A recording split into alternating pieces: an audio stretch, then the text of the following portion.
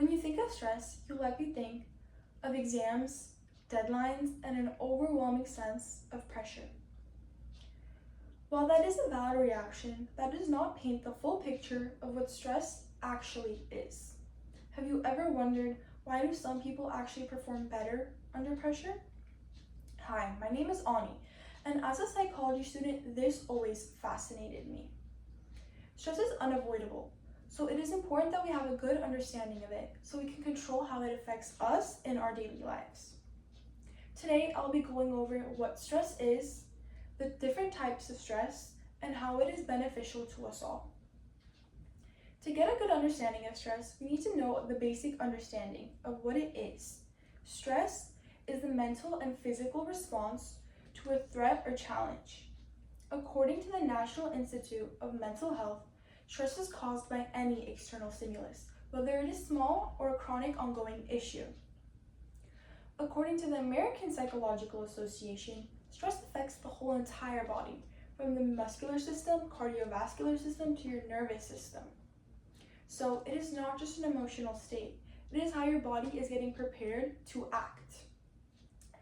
And according to the Mayo Clinic, chronic stress actually could lead to many health issues like stroke, diabetes, heart disease, and high blood pressure. And on a smaller scale, it can lead to headaches, irritability, and anxiety. So, what are actually the two different types of stress? According to the OpenStax textbook, eustress is positive stress. This is the stress that uses you to motivate you to study for a test, or the extra adrenaline you get when you're running a race. This often leads to positive outcomes because it feels meaningful and manageable.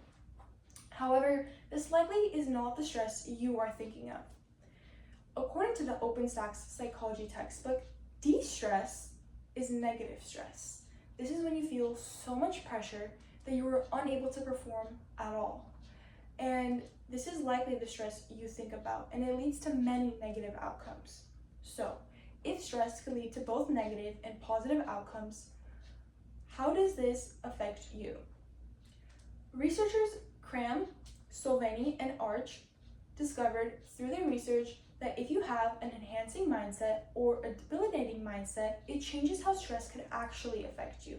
Those who had an enhancing mindset and believed that stress could be useful towards them were actually those who had more positive results. Those who viewed stress as something negative and something to be avoided were the people who often had negative outcomes. So, how could stress actually be beneficial to you? According to the American Psychological Association, when you are stressed, your rates of arousal rise. And you are at your most optimal performance level when your arousal rates are high. Although, when they get too high is when you experience de-stress and you are unable to perform. So, how can you leave your stress levels at a manageable level so you can actually perform at your highest capabilities? According to the National Institute of Mental Health, this is all through balance. Coping strategies like exercising, journaling, social support, all lead to balancing your stress levels. And when your stress levels are balanced, you are able to be at your highest performance level and have the positive outcomes you need to succeed.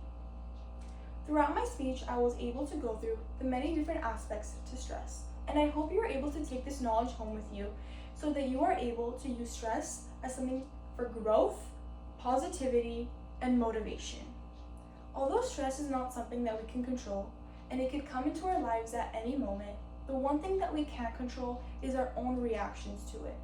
And I hope that if you could balance and use the coping strategies that I listed, you're able to get better performance out of yourself and fully succeed. Thank you for listening.